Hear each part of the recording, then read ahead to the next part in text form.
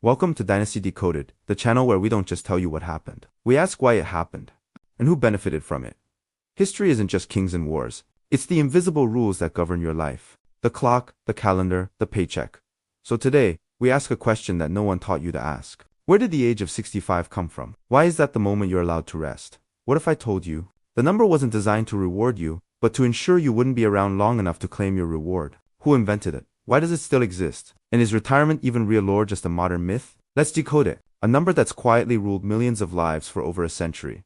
The number is 65. Have you ever stopped to wonder why retirement begins at 65? Why not 60 or 70? Who decided that 65 was the right age to stop working? Did it come from health experts, economists, scientists? Or was it a number chosen for reasons very different from what we assume? Most people never ask. Most people just accept that retirement happens at 65 because that's how it's always been. But as with many systems we live under, the truth is far more complicated and far less innocent. To understand where the number 65 came from, we have to travel back to the late 1800s. Not to America, but to Germany. The man in charge was Chancellor Otto von Bismarck. He introduced the world's first national pension program in 1889. At the time, life was hard for workers. They labored long hours, often in dangerous conditions, and many of them had little to show for it when they grew old. Bismarck needed political support. He wanted to calm growing worker unrest and to gain loyalty among the working class. So he came up with a radical idea. The state would provide income for older workers who could no longer work. It was revolutionary, a government offering financial protection for the elderly. But there was a catch. The retirement age was set at 65. That might sound fair today. But in the late 1800s, the average life expectancy in Germany was less than 50. Most workers would never live long enough to claim a single pension payment. The system looked generous on paper. In reality, it cost the state very little. Bismarck gained the support he needed without actually having to pay much out. That's where 65 began. A number chosen not because people were living that long, but because most people were dying long before they got there. It was never about helping people rest. It was about control, perception, and political survival.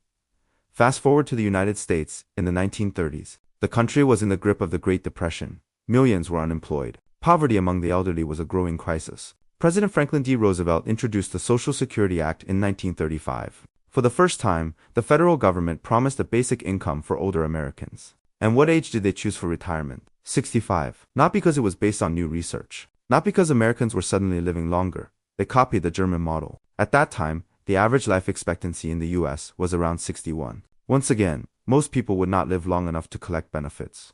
It was the same illusion. Offer hope. Provide a safety net that only a few would reach. Make people feel secure, but keep costs low. The system worked beautifully. People believed in it. The government looked compassionate, but the math was cold. As decades passed, something changed. Medicine improved, nutrition improved, life expectancy began to rise. People were living past 65. They were not only surviving, they were staying healthy, active, and capable. The original logic behind the retirement age began to crumble. If the age was based on outliving usefulness, what happens when people are still strong at 65? Should the retirement age come down? Should people get to enjoy more years of freedom? Instead of adjusting the system to match longer lifespans, governments did something else. They began to raise the retirement age, quietly, gradually, without much debate. In the United States, the full retirement age for Social Security is no longer 65. It's now 67 for many. Other countries have raised it even higher. Some are talking about 70. The justification is always the same. People are living longer. We can't afford to support so many retirees for so many years. But that logic hides a darker reality. Retirement wasn't delayed because people wanted to keep working. It was delayed because institutions didn't want to pay. The longer you wait to retire, the less the system pays out. The longer you work, the more you contribute, and the less time you have to enjoy life outside of labor. We were taught that retirement is the reward at the end of a long road, a peaceful chapter after decades of hard work. But for many, that reward keeps getting pushed further and further away. People save for retirement their entire lives only to find they cannot afford to stop. Rising costs, unstable markets, vanishing pensions. The dream of retirement is slipping out of reach. And here's the question no one asks. Why should retirement be tied to age at all? Why do we assume that 65 is the magic number? Why do we allow a number created over a century ago by a foreign government with completely different life conditions to still define our modern lives? The answer lies in how deeply we've internalized the idea of productivity. From childhood, we're taught to measure time by hours and performance. School prepares us for the workplace. Bells ring, schedules are rigid, obedience is rewarded. We grow up trained for structure, not freedom. Then we enter the workforce. 40-hour weeks, 5-day cycles, years stacked on years. Promotions, evaluations. Retirement becomes the light at the end of the tunnel. But what if that light was just another illusion? What if the tunnel never ends and the light keeps moving? Corporations thrive when people accept long careers. Governments save when fewer people reach retirement. The financial industry profits when you keep investing, keep saving, and keep working longer. So why would any of these institutions want you to retire early? Why would they design a system that encourages freedom? They wouldn't, and they haven't. Instead, we see a growing trend of promoting work as purpose.